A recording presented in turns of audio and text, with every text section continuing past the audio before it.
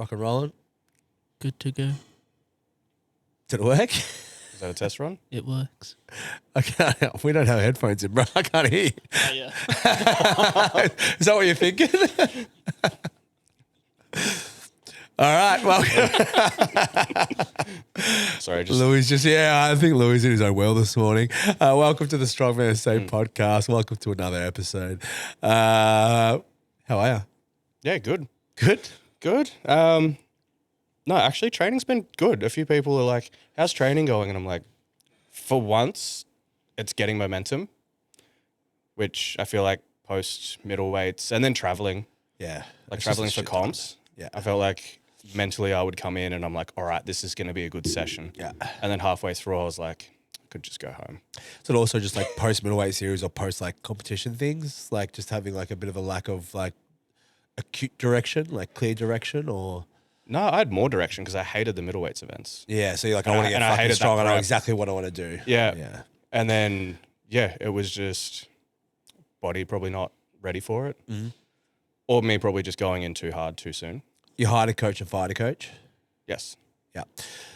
Do you think, because coaches are the most uncoachable, I fall into that category. I feel sorry for anyone who's coached me because I'm I'm a bad client. Yeah. You know? Like I spend all day doing spreadsheets and stuff for everybody else, and my spreadsheet's fucking blank. My feedback's poor. I do Yep. the work, like I'm doing it. Yep. I cross my heart. Like if you put it on the paper, like I'm doing it.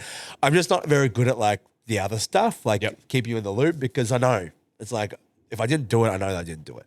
I'm Like, pretty if I good did at do that. it, you know what I mean? Like I did. No, you do yeah. the filling out. You're like if I'm paying the money, I'll do the fucking thing. Yeah. And it's annoying because, like, I'm so used to not doing it. And I'm Yeah. like, Yeah. comments and I Yeah, have to that's do what- this. I have to update shit.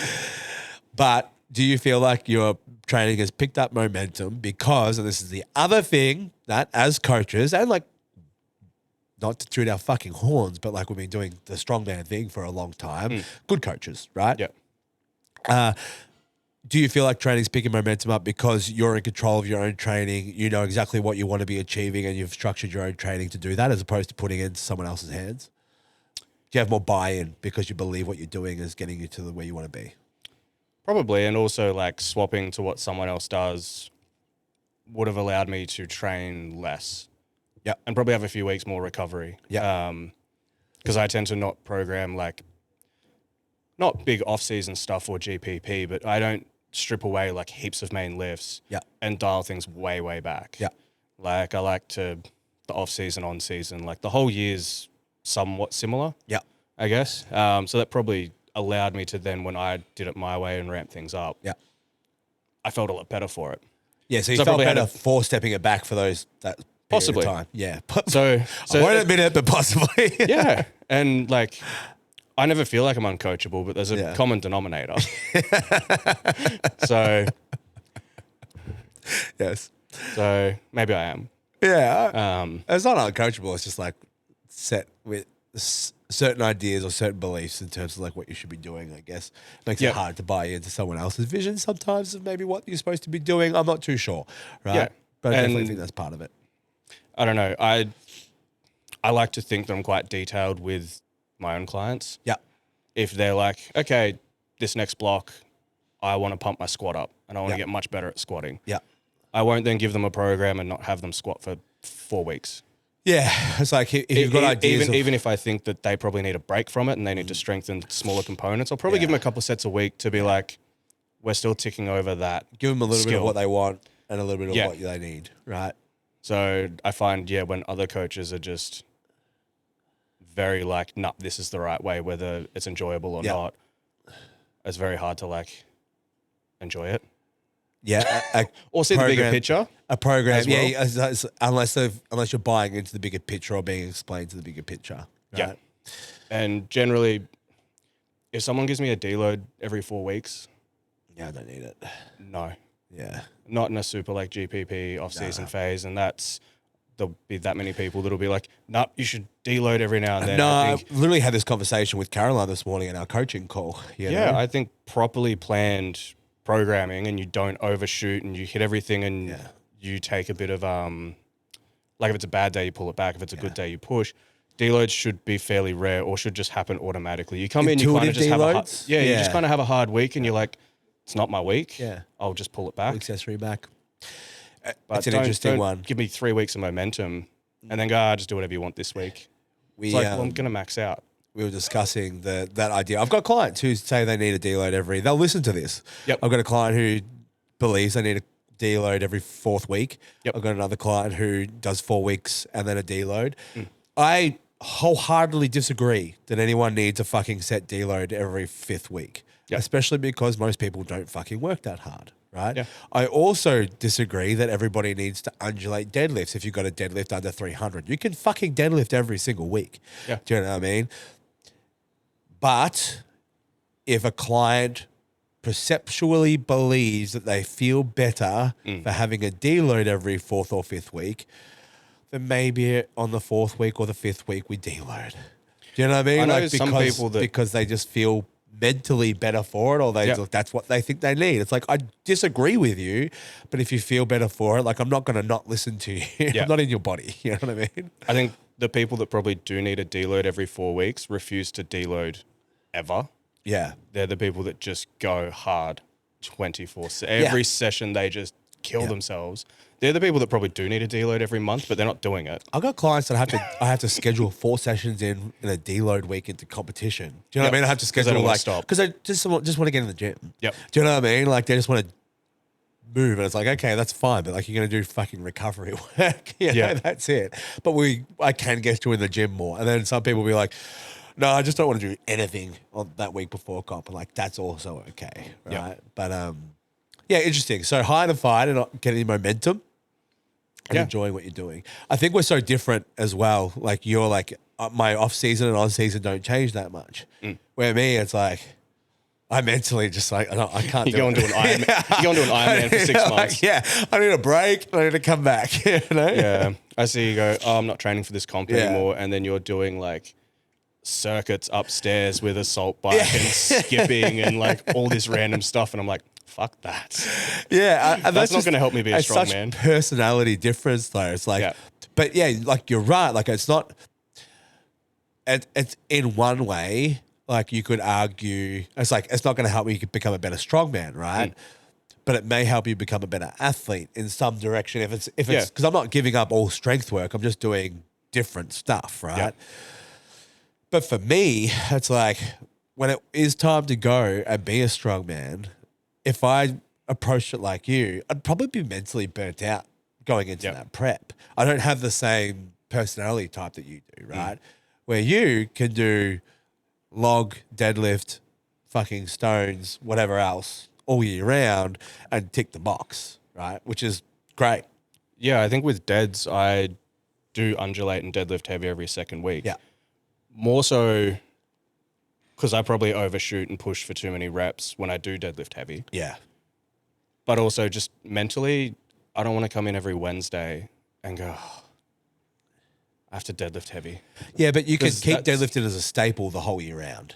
Oh, yeah. You know what I mean? Like, you can Yeah. keep logging it as a staple. Like, if Yeah. I'm not competing, I sometimes don't even do, like, I didn't even do a deadlift for 4 weeks after I couldn't do pairs. I'd couldn't go into do a deficit or an RDL and I'd be like, oh, that's a good mix up. Yeah, like, I'll That's do an fresh. RDL. I'll do an RDL. I'll do a hinge I don't pattern. need a big mix Yeah, up. like, I'll do a hinge pattern and a front squat and stuff, but I won't touch a log. Yeah. Do you know what I mean? Like, I'll do an overhead press. I'll do the staples, but I just will be more removed from, like, the strongman stuff, or I won't do actual event work for 4 to 6 weeks. Do you know what I mean? Problem is I do that with log, like say for middleweights, and then when I come back, it feels horrible. Yeah, well, that's the other thing. So every time I'm like, I just need it to just be in there somewhere. Yeah.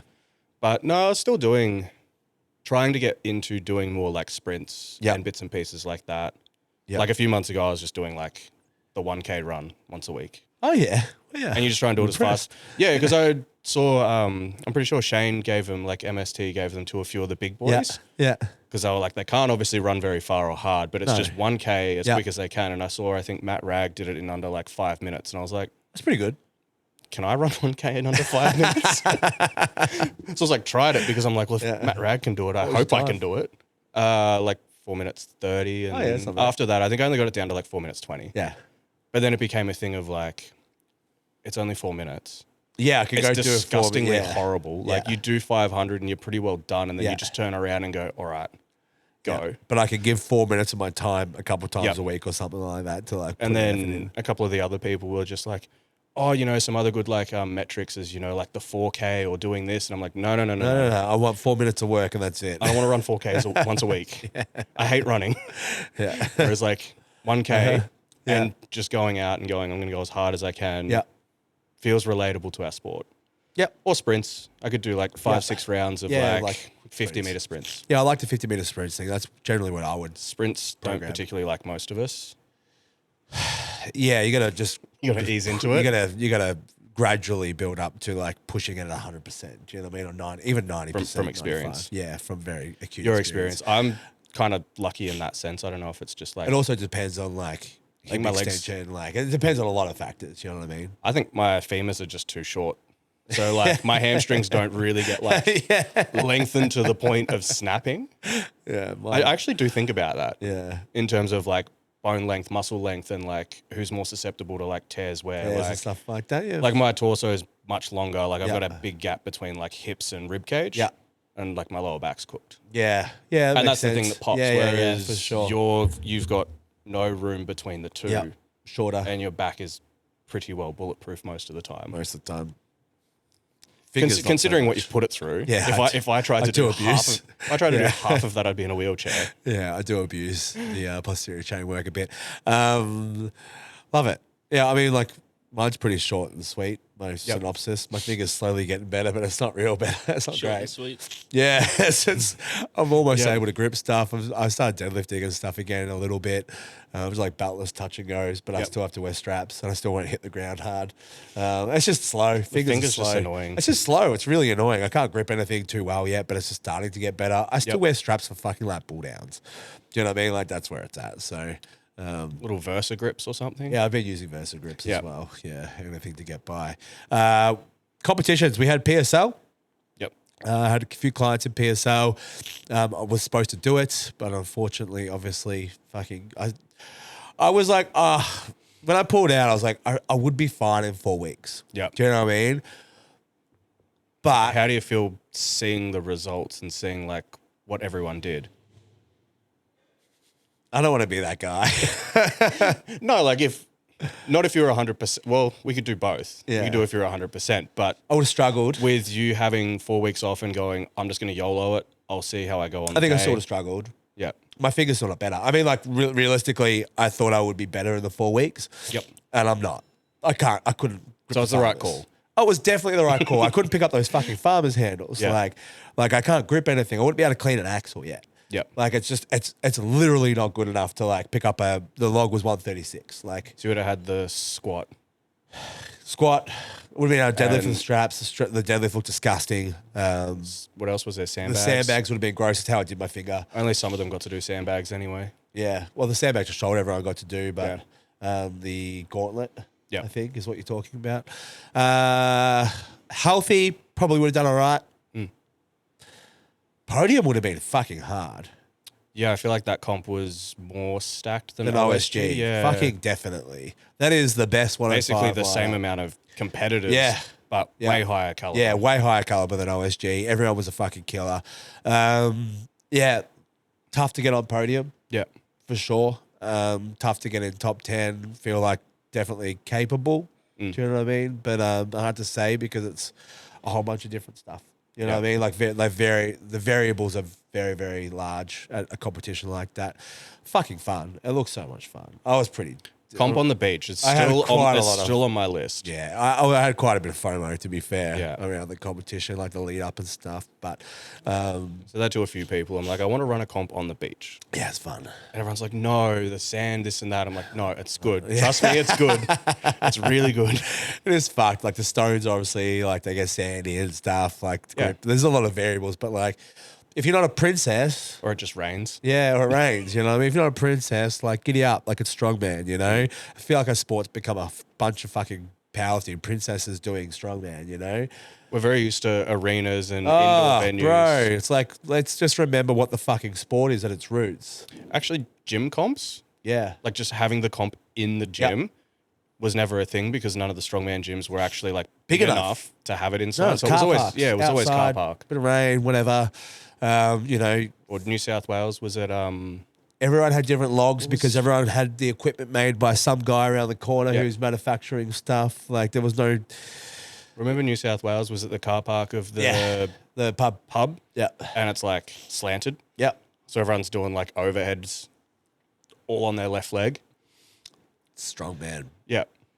Beauty. It's a thing of beauty when it's done like that. Yeah. But everyone was fine. Like everyone just turned up and went, well, this is it. This is it. Yeah. They're not going to change it for one person. I agree. So we're all in the same boat. I laughed at Sarah's post the other day. She put up a story and I was just like, rolled my eyes.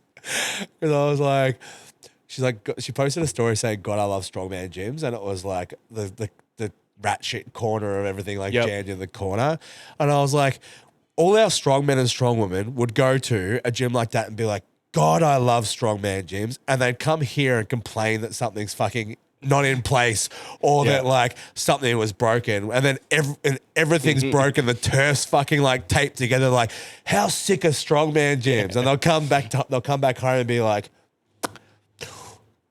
I just can't quite get that. That's not in the right place. Yeah, that 50 kilo sandbag's underneath the 140. Yeah, that sandbag's taped up. It's like that needs sewing, or we need a new sandbag. You know, I just had a laugh because I was like, that's so fucking true. Yeah, you know what I mean. Some of the best like YouTube training videos I watched, like when I started doing strongman, was Zach McCarley when he was like a 105. Yeah, and his sandbag that he used to like carry up the street. Yeah, was just silver because it was duct tape. Yeah, everywhere. The whole outside of the sandbag was just duct tape.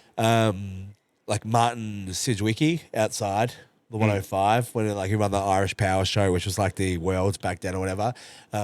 He's out in the snow, doing axle with like I've seen some of them in Sweden and stuff doing stone to shoulder out and it's snowing on them. So fucking sick. PSL, look, heaps of fun. Yep. Heaps of fun. They run a really good show. I hope they sort of like one, pick up momentum, and two, like keep doing what they're doing. So I'd love to be able to go back there next year, I think. They do well. They have $100 US cash if you win an event. Yeah, the event they also wins. have prize money at the end. They have no sign up fees. Yeah.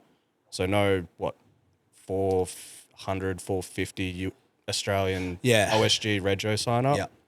You get no cost. Yeah. You get shirts. You get barefoot shoes. Do you see the price pack they got Notorious and stuff like that shoes. My biggest concern is how sustainable is that? Yes. I know it's really good for competitors and everyone's like, well, it's so fucking good. There's no rego fees and we got all this stuff. And it's like that 100% relies on sponsors coming and turning up all the time. So if they're not getting return on that investment, then it's like, well, how does that go long term, right? So is it sustainable? Because if it is, that's a real sport. Yeah, if because it is. Because it's not relying on athlete cash and participation. 100%. Well, it's absolutely. self-funded, which is how it should be, and that's the model that the rest should try to mimic, if possible. There's the biggest thing is like you need the contacts, you need sponsorship in our sport is largely who you know and like they're not getting much for it. I think Tyler's got good contacts with the council and stuff at Virginia Beach. Yeah, so if he's got good contacts and stuff like that, it's like if I wasn't in strongman in Australia, we talked about it, like there would be no sponsorship. Like I mean, there is now, but like Quest, who's been the biggest sponsor for the last fucking 5 years of our sport, like if I am not in strongman, then like that doesn't exist. Yep. Do you know what I mean? So and like that won't exist forever. So it's like who is stepping in or who are we nurturing in from like a sponsorship perspective to be able to take those reins and hopefully provide athletes prize money and opportunity and like help those big shows keep coming. So, because like it's very hard to. Yeah, I just hope that system continues to work. Yeah, because I know like how scalable is that system as well in terms of like running other PSLs if you don't have those contacts. You know what I mean? Then you have to rely on those entries fees. Natty events. So we had our qualifier, which we've talked about, but the Natty events came out. Fun events. A lot of moving parts. A lot of moving. Yes, a lot of moving as well. A lot of reps. Which tends to be, it's interesting. Everything is falling into being more standard if you look at the natural qualifiers. Yeah. Even like the UK, the Scotland, the Ireland, like all of their countries' natural nationals. Yeah. The events of that and worlds are all very, very similar. Yeah. The way that they put it together, like the sandbag, you like run into the sandbag, you carry it, then you load it over the yoke. Yeah, sure. And then obviously OSG, Europe, qualifiers all replicate OSG events. Yeah. Like that sort of pathway is Very, very it's clear. very similar style of comps Yep. depending on the federations Yep. that you're doing, yeah. But yeah, naturals looks fun. It's just a lot. Love a sandbag throw. People are like, oh, it's really light because it's like natural strongman. It's like, those motherfuckers are strong. It's not that light. And it's not that light, right? The thing is, people forget as well because we get like, we get kind of like bogged down in like, it's not strongest man on earth. That's one competition. And then there's world's strongest man. It's like, if you look at like, there's a lot of moving in like the natty world. It's like, well, it's a different federation. Different federations are different, like they're allowed to have different style of events. Yep. So, and it was the same thing. Like, I think that like AS has the monopoly here, right? And it's very similar as where you've got AS, which should be ideally their heavy comp, right? The heavy strongman comp finals and then qualifiers and stuff. Now, they've had a lot of people have had a lot of opportunity to come to the table and bring competition to AS and have failed, right? They've basically let it down every single time. They've promised the world, they haven't come to fruition, right? Yeah. A lot of opportunities for people. Like, people complain all the time that like AS have the monopoly, and it's like, well, they've got the monopoly because no one's done it better. Yeah. That's it. Everyone's not really come to the table. We had AS, we had like AASC, who like had a good opportunity there with the Arnolds. You have Oceanas, ASA. Yeah, heaps. There's a lot of businesses on a monopoly table. Yeah, by the way. 100%. Yeah, Not just one. There are, 100%. But yeah, if McDonald's is going to bring out fried chicken, it's not going to work well because you'll just go to KFC. Exactly. So don't bring out fried chicken. Like, don't try to copy. Like, the thing people get into the trap of, if you're listening to this and you're a promoter, like, don't get into the trap of trying to copy what AS is. Run a comp with more moving stuff. Yeah. Run a lighter comp with more reps. Like, PSL do a good combination of like farmers into yoke, into 100%. Really cool, right? or short comps. Yep. Don't run a massive 3-day huge event comp. Just Yeah. run a short, fast, something different. Something different. Because Be different. there's a lot of people that don't like PSL because it is just go. Yeah. Like the women did 6 events in 3 hours. Yeah. Sick. Non-stop. Yeah, I love that. Some people do not. And you know what? If you want it to be a spectator sport, you strength athletes, it needs to be the length of a sport. It needs to be watchable, which means you're going to have 1 or 2 maybe weight classes back to back for 3 hours. So someone can tune in, watch it, turn it off. If you think the sport is going to be marketable because it's an 8-hour day and you're up there for 5 minutes, like, in that 8 hours, no, it's not marketable. It's not going to grow. Do you know what I mean? Like, the sport, from a spectator view, if you want it to grow, in my opinion, is like we need condensed, watchable competitions. Yeah. Which is what PSL is doing. So like a lot of comps are doing them that fast now. Yeah. Which is different to the OSG and the rest that has come before it. And that's why people pick one over the other. Yeah, for sure. Like, I know quite a lot of the American guys that love OSG. Yeah. Yeah. Love it. They Hate love it. that That's my format. least favorite comp. Like, They're like, oh, every time I it's do it. 2 events per day and I just get to hang out and chill between events and like hang out. They Terrible love it. format. Yeah, terrible format. Hate it. So yeah, like there's so much variety in the sport Yeah.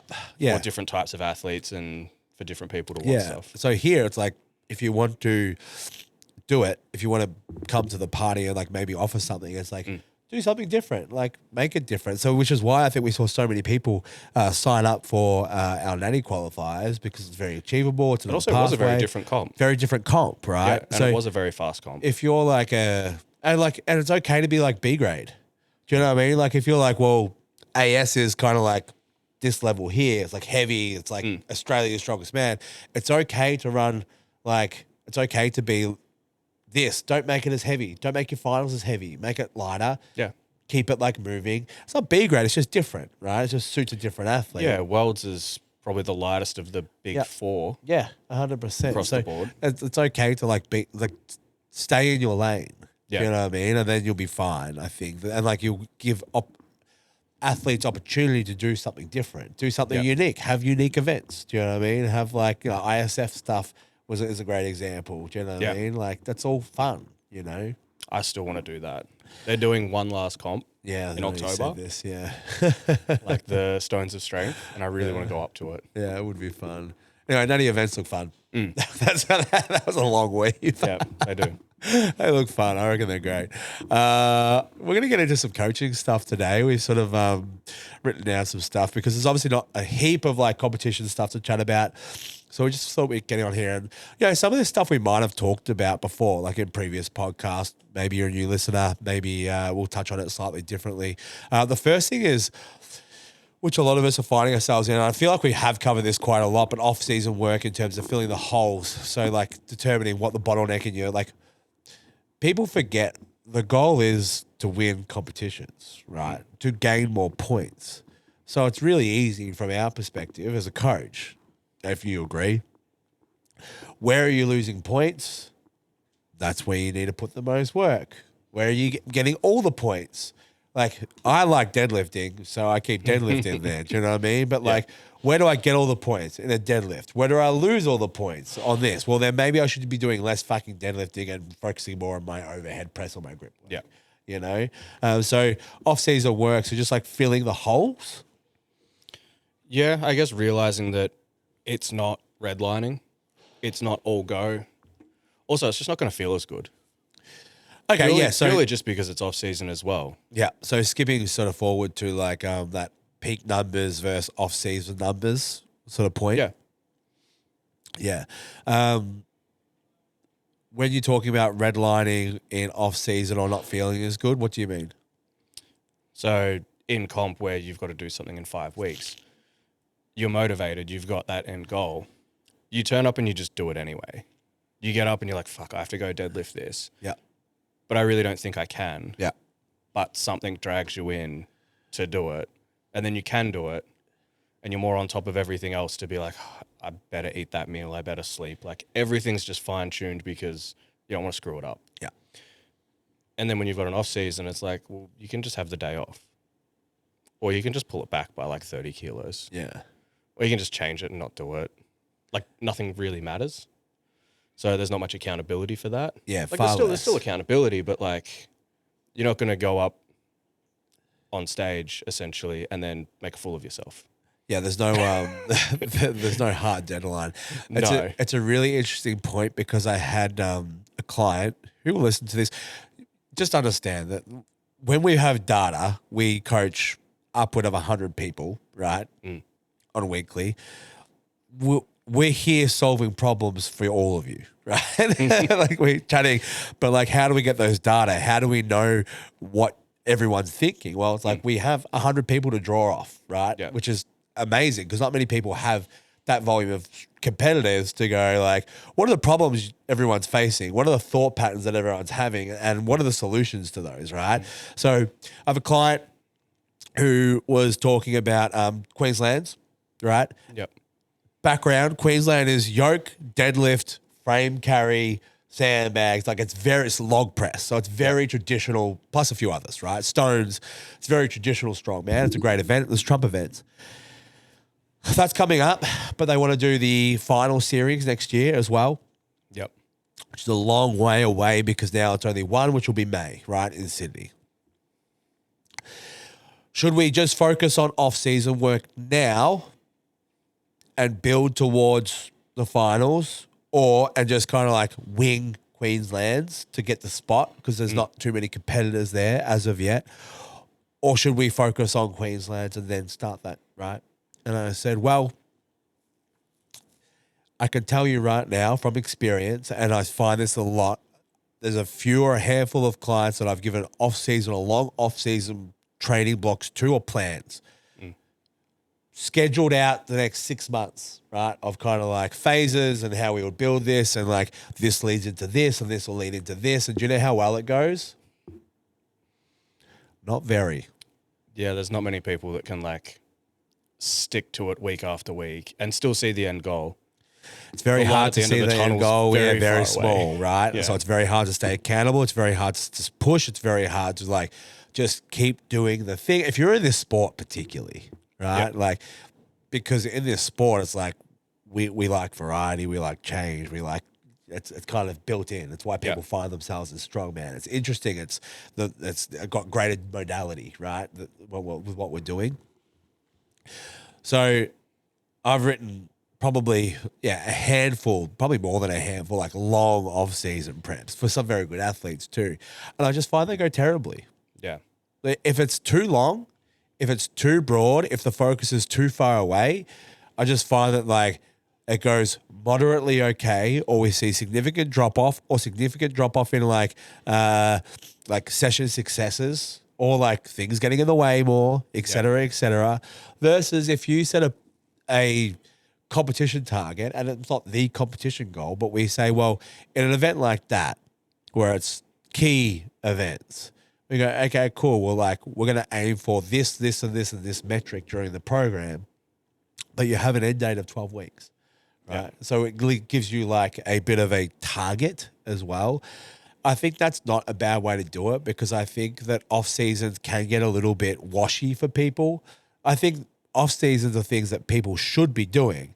Like that is where we get stronger. If I get an athlete who comes on during a comp prep, or hey, I want to sign up, I've got WAs in 10 weeks. It's like, that's fantastic, but I'm just extracting what you've got. Yeah. I'm not getting you better, right? There needs to be a period where we put in some fucking work and we build something, right? Maybe the word off season's the wrong word, because it implies there's an on season to be on and there's an off season to switch off. Yeah. We've got an overarching goal is to get stronger. Yeah. And to become a better competitor. These are the phases that we go through to do this. I've had a number of people like recently be like, can you please never write me like a 7-week or any longer program ever again? Like that is the longest. Normally it's like 5 or 6. It's not even that much different, but that extra like couple of weeks, they were like, I'm done. Yeah. I generally like, some of my powerlifters are doing like technique and like intermediary blocks between like qualifying and like Nats preps, for example. Powerlifting's so different though, because you do the exact same thing in training that you do in comp, and every comp's like, to a degree. I'm not getting any more or less excited to do a GPC states as I am an APL states, because I'm doing a max squat, bench, and deadlift. Yeah, it's always no matter what. The variables are always the same. There's nothing different, and the amount of powerlifters in the gym, even here, there's been so many that have said like, oh, once the comp's over, like I really want to try and press a log, or I really want to try and like do a yoke. Yeah. Do you know how many I've actually seen do that? No, they just go straight into it. Maybe one. They just go back into squat. Like they don't want to do anything different, and that's perfectly fine. But it's completely different than like what strongman is. 100%. But for those technique blocks, I only make them 6 weeks. Yeah.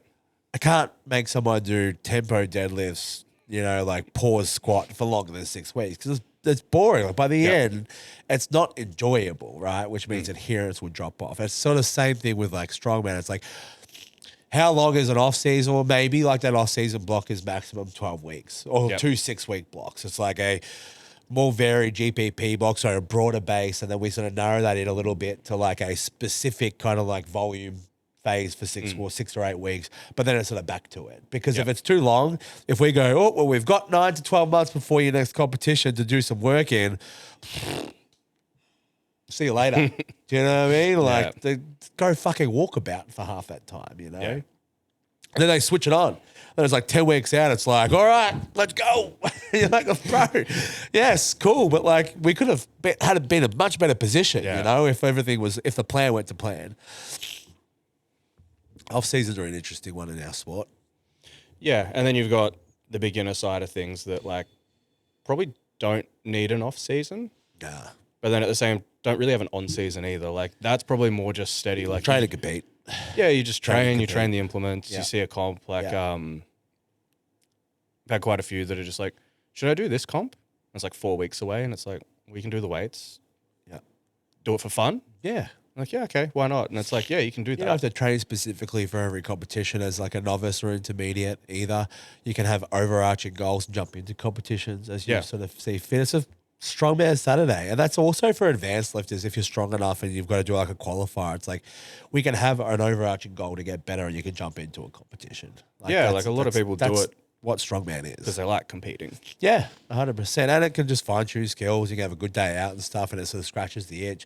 Maybe you need to qualify, but the qualifiers within reason for you to just jump in and have some fun. Do you know what I mean? Like there's a lot of variation. The beginner intermediate thing to advanced is so interesting because I would generally find that beginners and intermediates, both in season and off season, I know we just said they don't really have it, but like can just do more work. Yeah. You should just be able to do more, right? Yeah, if you lift less weight, you can do it more times. 100%. And As simple as you that probably just don't push as hard as what, do you know what I mean? You can't, like maybe some, yes, but like a lot of the times I find that like people just don't work that hard Yeah. to have to do less. Do you know what I Yeah. mean? Like you have to really push accessories and all your other work pretty hard to need to be able to do less, right? Yeah. Now, conversely, like in an on-season, like a heavyweight male or female, depending, or like a stronger human being, will need to do far less. Yeah. Right? Like you will do far less total work than someone who's a beginner intermediate. But in the off-season or after competition, one thing that they make the mistake of is if you're advanced, you should be pulling things back and doing a lot more. Because you're doing so little here. Yeah. Because you're doing so little here because you're strong as fuck. You need to moderate your loads to something that you can get all the work in and do a lot of work here. So it's cool if you taper it back down to here at the end. Yeah. Right. Because if you're doing only this much for 8 weeks, well, then it's the whole idea of like, not saying Westside's the fucking king by any imagination, but we're talking about concurrently working those attributes, which we don't often do, right? But the reason why Westside existed was so we could concurrently work those attributes, right? Because in block periodization or Western periodization, we go from like volume to strength to peak, right? Yeah. Like that's kind of how it goes, which means that like the attributes that you lose here, which might be like strength, like power or explosiveness or like your hypertrophy work, like cross-sectional area, that might drop off if you're just doing singles, doubles, triples. Yeah. You know what I mean? Which is why we either have periodization, right? We periodize those phases appropriately and then work back at doing the other thing, yeah? Or we can currently work on them. So it's like if you're advanced and you're hitting the heavy work or like really, really heavy work, and you're only doing this much, well then periodization would tell us that afterwards we need to like start to broaden out that up a little bit and try to put a bit more work in. Yeah, you can just pick harder variations as well. Yeah, of course. If you want to push really heavy, Yep. and you can only handle one set of suited deadlifts, Yep. it's like, well, maybe don't keep doing suited deadlifts forever. Yes. Or go back and do like snatch grip deadlifts, and it's like you can still do it heavy. And that's like in an off season. Log you yourself. Can Yeah. definitely do like a snatch grip deadlift, which is way harder, right? The load is a lot less. Takes you quicker to warm up to, is less fatiguing, and then do all the other work, right? Yeah. So you can still keep something hard to like tick that box for yourself and then put the other work in. No, and I think powerlifting, not shun it, but I think when powerlifters finish like a comp prep, they go, all right, no more low bar squats, we're going back to high bar, and no more bench, we're going back to like close grip, and they go back to like different things. Yep. Which for them, probably not as important to have that rotation, but for us, like very, very important. Yeah. Like to go back because we need to be stronger in a lot more different, diverse positions. So like, Yeah, I think the theory or the idea is the same. So like in powerlifting, you're taking function out of a lot. You know what I mean? Yeah. Like it's always downward rotation, retraction, depression of shoulder blades. It's always like low bar squat, like no forward knee translation. So we're taking function out of everything all the time.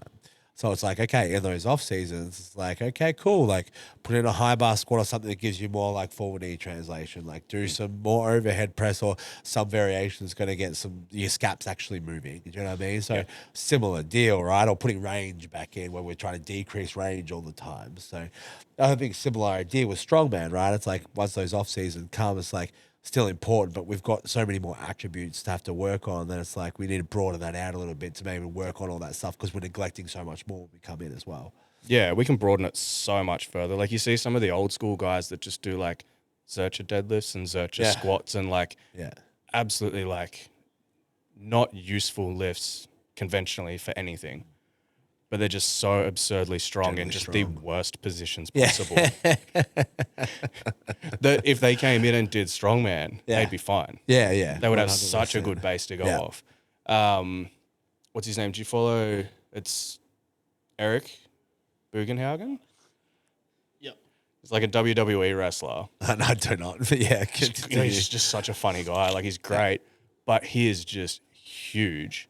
Like he does like heavy Zercher squats and everything he does is like heavy for no reason. He doesn't need to lift heavy, but just so absurdly strong. Yeah. And it's just a lot of very unconventional lifts. He'll do like the hack squat from behind the legs. Yeah. And it'll be like 700 pounds or something. Like it's absurd. But like you see things like that where you can venture off in your off season even further. Yeah. You can have an off season with searches Yeah. or like Jeffersons or full deficit stiff legs. If there's rationale, you can do anything. Yeah.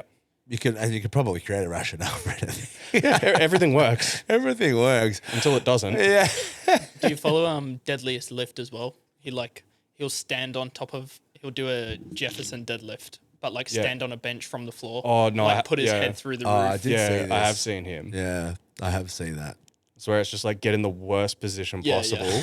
and then lift as much weight as possible. I think he broke his collarbone doing like 1,000-pound Hatfield squat or something. Like just absolutely insane. I had another client a long time ago who like broke their collar, like injured their collarbone, and I can't really tell you if it was broken, but from a Hatfield squat, super interesting. just because it's so I just heavy think- and you're lifted. Yeah, I think they were just too far away from the rack. You Yeah, know what I okay. mean? Like just like improper positioning, because I can't imagine. I didn't understand how that happens, but it happened. It breaks when your arm's elevated. Like if you fall Yeah. on your arm, because Yeah, I've broken yeah. mine. Yeah. If you fall on your arm like that. Yeah, So unless the weight pushing down on the Loaded. shoulder and I they've don't know. Yeah, just like gone to pulled up and it's just snapped. I was like, fuck. It's impressive though. Fuck. It's not Quads ideal. are fine. My shoulder's broken. What about the concept of like it's okay to be weak in your off season? That's not fun. Like I don't like it. Do you believe it's correct?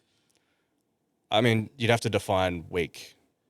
Like, do you mean weak as in you're not doing a 400 kilo yoke? You're not pressing close to your max log? Like, Yeah. Is that what you mean by weak? Yeah.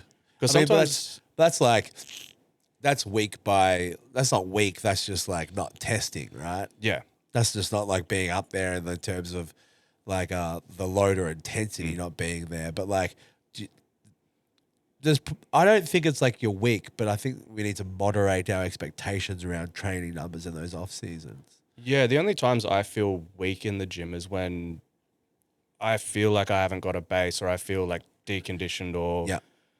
whatever it is, things just aren't feeling good. And I just can't really get through a whole session like effectively. Okay. Like I feel like if I just do a set of leg press, then afterwards I'm like, everything's kind of Is that sore. weak or deconditioned? Probably just deconditioned. So it's different. Yeah, but like I've had like sessions where like halfway through it's like everything's just sore. I'm not really getting a pump at all, even the accessories. Sure. Yeah. And my main work was just kind of slow. Yeah. Like I feel weak when I do that, whereas Yeah. I could go and if I was doing a 10 rep max log, Yeah. but I could just keep up with that whole session. I wouldn't feel weak because I'm not hitting 50 kilos more. Yeah, yeah. That makes it's like sense. I'm still within bounds of like what I would expect for a 10 RM. So my top Yeah, number is there, I'm I just can doing still a work 10. my way up and go, okay, I'm still sitting in a good spot. So I don't feel weak by not lifting heavy. I quite like that. Like personally, I like the idea of like hitting like 10, 8s, 6s, like RMs on stuff. So you still know that you're kind of in that bound, like in the realm Volume, of I've still given strong. people yeah. like 7, 8 sets of 5 on something and they're like, I've Yeah. never done 40 reps Yeah. at this weight in a single session. Yeah. And I'm like, that will set up. I mean, I think like I generally feel very far from strong in my off season. Yeah. Right? Like I feel like I definitely feel less so now, but I definitely used to feel like I would do this. I always feel like I'm kind of here. Do you know what I Yeah. mean? Now, I would say that like if I'm in training and if I'm like relatively prepared before I would start a competition, like I could roll in after playing at the bike park in my fucking dad shorts and my top and hit a 130 triple without belts and Yeah. elbow sleeves and all that sort of stuff. Where I used to would have to fight for like a 130, 140 log. Yep. Do you know what I mean? Like that would be like my, oh yeah, cool. I'm back there now. I can build from there, but I've had to fight to get there, right? But I generally feel relatively weak in off season, and that's because like you're not neurologically exposing yourself to those higher lows, right? Yeah. Like you're doing rep work, you're building up capacity in other ways, but if you touch something heavy, it would probably still feel a little bit heavier unless you're in the mood. And that's the other big thing, off season and mood, right? Yeah, Like it makes a big difference. It's taken me like 4 weeks just to have squats not feel like they're going to fold me in half on my back. Yeah, Because I didn't squat for months. yeah. Because it always ends up going out the window When you get when there's close a to bunch prep, of moving yeah. events and everything else. Of course. So coming back to that, even squatting, like it was like 150. Like I'd walk it out and I'm like, this is just heavy on my back. Yeah. It just hurts. Why does this feel heavy? I go down. I'm like, don't know if I've got many more reps. And then I watch the video and I'm like, oh, it moves fine. Fine. It moves quick. Yeah. And then the next week is like 20 kilos on top. And I'm like, Also Still- moves fine. also moves fine, but also feels like I'm about to like fold like a deck chair. Yeah. And then 2 weeks later, it's like another 40 kilos on top of it. And it's like, okay, it's starting to feel like when I unrack it, I'm like, oh, no, I'm good. Yeah. Like the perception of if you haven't held a certain amount of weight. I went back to do course. farmers. Yeah. And That's I hadn't done specific farmers as for a while. adaptation. If I try to swim, if I've been running and I got to try to swim, if I can run a kilometer, doesn't mean I can go swim a kilometer. Try to jump Right. after Yeah. not jumping for like 6 Dude, months. yes, 100%. You don't leave the ground. And then My like, jumps were so bad. and then 3 weeks later, you're like, okay, I feel springy, I Springy feel again. light. Yeah. So I find like the longer I'm doing this, the quicker the turnaround is. Yeah. I can go, okay, this feels bad. I'm going to do this for 2 weeks. And then all of a sudden it feels way better. Whereas I think beforehand it used to take me a lot longer. Yeah. Which teaches you which shows you when you're neglecting certain attributes of your athletic pursuit, they slide away, Yeah. right? But the other things come up. Like when I was prepping for PSL, like I felt pretty strong. I was pretty heavy. Like I was feeling good. Like I was genuinely feeling good, right? I was rolling to the gym and felt like everything was kind of moving how it should be. Hit 260 for 10 on the squat, right? Yeah. Hurt my finger that week. 2 weeks later, started like a new little program. I didn't get through 3 sets of split squats at 60 kilos for 8 Yeah. because I couldn't. Like I was like my glute was cramping, my adductor felt like it was going to tear. Like it was hard. Like it wasn't a hard effort wise, but like I just could not. Like my legs just could not cope with that. 3 sets of 8 each side at 60 kilos split squat, and I squatted 260 for fucking 10. Do you know what I mean? Like that's neglect, right? Like it's just like that's like that single leg work had fallen off, and I was doing like dumbbell lunges and stuff, but just different. My right? walking lunges were like that. Yeah. I can do Bulgarians and find a sweet spot Yep. that feels good all year. Yeah. Went back to walking lunges, and the second I drop into it, up the outside of my quad, feels like something's just going to like pull off the bone. Yep. After 2 weeks, it's fine. My front squat couldn't get in a rack position. My jumps Yep. felt like trash. Do you know what I mean? Like just in general, like that sort of stuff was just poor. Yep. My overhead was like, it just felt like my barbell overhead, like didn't feel great. You know what I mean? Like all those little things where it's like the basics felt poor. Yeah, see, I find it a lot of fun just to get better at things. Yeah. Doesn't matter what. Yeah, it's progress So each week. it makes that off season a little bit more tolerable. Like I don't mind it because, yeah, I'm not lifting a super heavy log, but I'm getting better at jumping. Or I tried to do handstand walks the other day. You're getting positive feedback. Yeah, I on tried what to do handstand walks the other day, and I was like, this is so much worse than I thought it was, like than it used to be. And like the first set I dropped down, and like the whole back of my neck just like locked, Yeah. and it just hurt. And I was like, oh, I can't do this. And then I did the second set fine, and I was like, I might just do these for like a few weeks. Yeah. Get As it better. something fun. I put them into Bryce's off-season program. with, like, as the something jumping for and fun. stuff? Do you know Yeah. what I mean? Yeah, the jumping as well. I mean, that comes down to the holes. So it's like, what are the holes? What are the things you want to look at?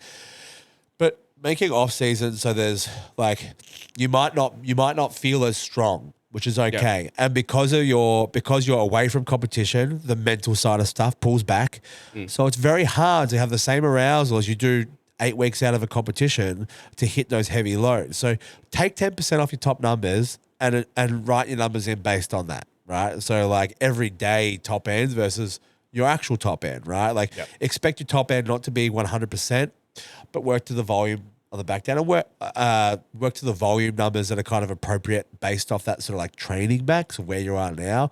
Yeah. But then also like throw things that have been neglected in, and you'll also see really positive turnaround and improvement week to week, which is so fun. Because when you're neglecting something or it's slipped back, it's easy progress, which is motivating too. Also, it's much quicker to get more explosive, Yeah. fitter, or fitter. Other like elements. Getting So quick. stronger is just so slow. Yeah, but Compared to the rest. once you've done it before, it's actually not that slow, I don't think. You know Oh, I what just mean? mean like adding 20 kilos to a lift. Yeah. Oh, It's it's just- slow over It's time. slow. It Yeah. takes time, but like you can get fitter in the next 6 weeks and Yep. feel a huge Makes a difference. benefit. Yeah, yeah. In a short period of time, in like a little like GPP phase, you can feel a whole lot fitter. Yep. Right. Like I feel exceptionally fitter. I can do 100-kilo lunges for my sets of 6 to 8 now. You know what I mean? Like on that barbell, not and get through all the sets like very quickly and improves. Right. So it just takes a little bit of time, and like my fitness, it feels way better. Do you know what I mean? I was like, oh my fuck. Plus dropping a bit of weight. Yeah, I dropped a fair bit of weight. It helped a lot. It's also like the off season's a good chance to Especially either for heavyweights and stuff, I think. Yeah. For the health metric side of stuff to manage both your weight. sides. Like if you're light in your weight class, Oh, yeah, put weight on. now's a good time to start trying to eat some Yeah. more because Yeah. you're not training heavy and like Yeah. you've got more spare time. You can cook, you can make meals better. Yeah. Or the opposite. If you Yeah. if you stacked on as a heavyweight, if you stacked on 20 kilos for the comp, Yeah. probably try and get some of it off. Yeah, get some of it off. Because Like, then the look next at- comp prep, you're going to look at stack your on. metrics and stuff. Yeah, you're going to put weight on again and stuff. Probably looking at your health metrics and stuff like that, pulling a bit of weight back so you're just moving better, feeling better day to day, not taking the food volume. That's probably good for you. If you're a lighter athlete, well, this is the same thing with going for the holes, right? Yep. If you're small, get big. Do you know what I mean? If you're too big, just pull it back a little bit for a period of time. Because, like, if I stayed at fucking 118, like, I'm just not going to be that conducive to me in my next fucking push. You know what I mean? Like, I don't Not if you feel want to that do good. 105s and No, yeah. 120s. 125s. You know? Yeah. So I think that just comes down to like choosing, like figuring out what the hole is and what's going to feel best for you long term and like making some plans around that, right? Yeah. One thing, we actually were like sort of went into it at the very start, which is like novel is not always better as well, right? So like in your off season planning or in general your strongman stuff, seeing stuff that is novel or like interesting does not always mean that it's going to be the best route or the most effective route for you to take to get stronger, right? Or to improve your game. You know who the best example in the gym is of that? Not the novel side, but like just the boring stuff, but executing it really well and like squeezing every drop out of it. Who? Pat. Yeah, Pat's great. He will end up near maxing out the like machine fly. Yeah. Or his stiff-legged deadlift. Yeah. Stiff-legged deadlift almost like upwards of where he's dead. Like he'll just do a whole block of like, Yeah. just going to max He does out do this that very machine well. or this, like my dips. I think he was going to basically near max his dips out Yeah. and just incrementally adding weight Yeah. to very just boring basic movements and just getting really strong at them. He does. Yeah, he does a Hack fantastic squatting job like of it. 7 or 8 plates. I went to do 6 plates the other day and I was like, nope, Yeah. Oh, he's that's hard. strong as fuck. I think it's strongman, particularly because there's so much like information out there. We get athletes that are like, they're looking for the novel way to train that's going to shortcut their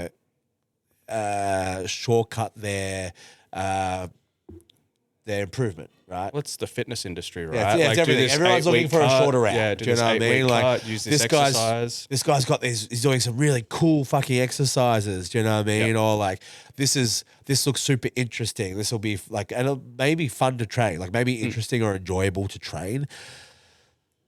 My argument is that like most of the time novel actually just means dumb shit. And not like dumb shit necessarily, but like most of the time I see novel stuff, I go, it is novel. It has a place. Is it the thing that's going to drive you to get stronger? Like that at the bottom line, right? Yeah. The goal is to get stronger. And getting stronger is not novel and it's not that exciting. It's time on the tools, practice on the tools, incrementally increasing block by block, periodization. It's very boring. But then that's all athletics. Yeah, it is. Look at shot putters, throwers, sprinters. Throw more, Yep. sprint more, Get lift stronger, more. be more explosive. Yeah. And that doesn't mean there's not elements of there where we're talking about like GPP and like there's jumping and there's, but if you are looking for a novel fix to like shorten things up, it's like if you need to improve how you move, choose movements that input range into your hypertrophy work. Do you know what I mean? Like work with full ranges, try to choose appropriate. You've only got so much time in the gym to allot, right? So most of us only have 8 hours a week to 10 hours a week, right? We spend 4 to 5 sessions for 2 hours. Is doing a half an hour of novel accessory work where it could be applied accessory work going to get you stronger? Do you know what I mean? Like if you've only got X amount of time to spend, do you want to do a bunch of stuff or do you want to do the stuff that gets you stronger long term? Can you incorporate that and do it to the big rocks? Can you do deeper lunges or can you do something that's going to increase your range and your accessory work to improve that? Do you know what I mean? To improve your mobility, improve your function and range, and also get the benefit of getting you fucking stronger or bigger, versus doing a whole bunch of interesting stuff that really isn't pushing the needle forward anywhere besides making you feel like you feel fucking great. Yeah, because you're not doing anything. Yeah. You know what I mean? Permanent deload. Yeah, you're fucking deloading, Like, of course you feel great, You're doing fuck all. Yeah. Like, I find it so interesting because I see so much interesting novel stuff. I see some really valid novel stuff, which I think is fucking excellent. And I also see a bunch of trash, Most of the good novel stuff I find is outside of strongman.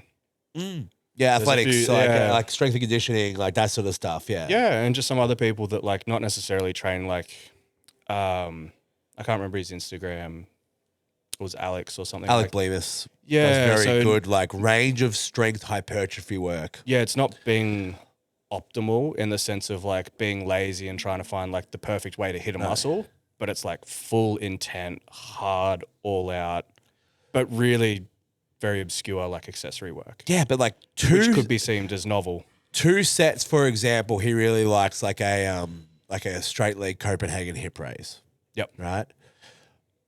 Now, I'll program him and I know that someone's just fucking lifting their hips up and down. Yep. Do you know what I mean? If you go watch that motherfucker train, like it's 2 hard sets of him pushing that. Yep. It's the same thing we're talking about Pat. It's like he'll max out the fly. And it's like if you do a straight arm fly like to improve your pec range, it's like you can do a whole bunch of other shit. Or you can really push a key exercise properly for like 2 to 3 sets. And that's all you'll need to do. Yeah. Like your range will improve. You'll get stronger in end range. You'll become less susceptible to injury risk.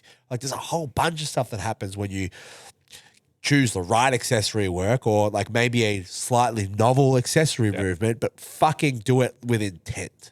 And get good at one thing. Yeah, as opposed to like doing this for fucking 30 minutes, We'll just have that over and over again. It's just you at a festival. Yeah. I have prepared a blind ranking. Lee Shaw, do we know what a blind ranking is? I actually don't. I wasn't listening. So I've picked out 5 strongman events, and I'm going to give them to you one by one. Yep. And you have to rank them as you're given them. Yeah. So, first event, we have a trump log event. Trump log for reps. Wonderfully. Wow, I think there's going to be a bit of a disagreement on some events here. Going to have to find a middle ground. So I have to pick a number between 1 and 5. Yeah. 3. Collectively, you have to agree on it. Oh, we have to agree on it? Yeah. Okay. Trump log. Yeah, I'll put a 3. I'm happy with 3. I'd put a 3 because in a lot of comps, I feel like there should just be a heavy log. And if you can't do it, then you can't do it. But at the same time, I understand that the Trump idea is great. I like the Trump idea. I think it makes competitions more accessible in a sport that's very hard to access if you can't do the fucking loads. Depends what level the comp is. Yeah. I don't want to see Trump everywhere. No. It depends what level the comp is. Not outside of America anyway. Yeah. I love the idea of a Trump deadlock. I hate the idea of a Trump log unless it's 160 and 140 and I have no chance of getting 160. Then I love the 140. Very, very specific. We have a really heavy yoke for 10 meters for time. Love. Really heavy. 2. I actually do quite like that. There's nothing really bad about that. Nah, that's what it should Really? be. 10 be meters, honest? I'd like a bit longer. I think 10 meters is like, it have to be really heavy. Like, Yeah. I feel What like is 10 it meters that is a they bit did at short. the Arnold's? Pardon? What they did at the Arnold's, was that like, The how heavy was bale that? tote Yeah, it was. for the pros. Yeah, Oh, that yeah. was like 600. 6 or 7 meters, but yeah, it was like 600 kilos or something. Yeah. So it'd be Yeah. like maybe 500 for our guys. But then like, even still, like you think, okay, cool. Like maybe 10 meters for like the 105s at like 450. Yeah. Just still make them do 15. I would still see. Well, I'd still want 15. I think it's a great event on paper. But Maybe I'll put if it at 4. Maybe I'm going to put it at 4. I think it needs to be longer. suddenly it's a 4. Yeah, I don't think 10 meters yoke is very interesting. I think it's too short. I think it's great if everyone's good at yoke, but I think fucking very if I just watch a heavy. bunch of people drag a yoke for Yeah. 10 meters, that sucks. I'm going to put it at 4. What do you 4? think? We have to agree to 4. We don't have to agree. Well, like if you don't agree, we can discuss. Nah, we have. We'll go with 4. I think, yeah. Yeah, I think 10 meters, I think Make it longer. I do, Yeah. like obviously we both were like, yeah, fuck yeah, heavy yoke, but 10 meters, the yoke really heavy, like often it just turns into like either dog shit or like someone crushes it. You know what I mean? Like you could give me a heavy yoke for 10 meters and I'm going to be fine. But then if it's really fucking heavy, like what half the field is dragging that yoke for the next, Yeah, fuck, yeah. terrible. But like 15 meters at like maybe like a 425, 450 where everyone's getting it, but like I can run 450. Do you know what I mean? Not just saying it's me, but like, you know, like you'll have good guys like a Bryce or someone like that run 450 pretty comfortably, and you'll have other guys for 15 meters. It's long enough where they'll get 10 meters and then maybe bunny. You know what I mean? Like it's a better spread. That distance makes a difference. Looks like a race. Yeah, it looks like a race. 10 meters is like nothing should be 10 meters in our sport. It's too small. Next, we have the AS Stone Series. Super As specific. is. As is. Yeah, 5. 1.3 meters. 5? I mean, 4's taken and it's not 2. It's definitely not 1. So yeah, I'm gonna put it at 5. Put it at 5. Referring back to natural worlds, Yeah. do you see the height change that they all did for one of the events? No. It was like 57 64s loaded to about a meter-ish. Yeah. Then it got to like the middleweight women and it was loaded to like 1.1. And then the open women and I think 80s and 90s was 1.2. Yeah. Heavyweight men went up to like 1.3. Yeah. So across the whole comp, I can't remember what event it was. I have to look it back up. But one of the events, they've got different heights for different weight classes. Interesting. So Yeah. you don't have to have all the men load to 1.3. Look, And have all the under 80s die. get stomped on. It was so evident that like under 80 should be loading to 1.3. Yeah. I actually don't feel like- listen to Murray's feedback. Honestly- Because Murray's like, oh no, 1.3 is great, but Murray would just pick up a rock and is, load but it over like- a tree. Look, He's happy with the anything. poor fucking masters, and it's not the height, but like, we'll just talk about the AS Stone series in general, right? You have the masters doing the 105 loads, which finishes on 200 kilo fucking stone. Do you have a Masters world record? I got no idea, but I don't think it's a 200 stone.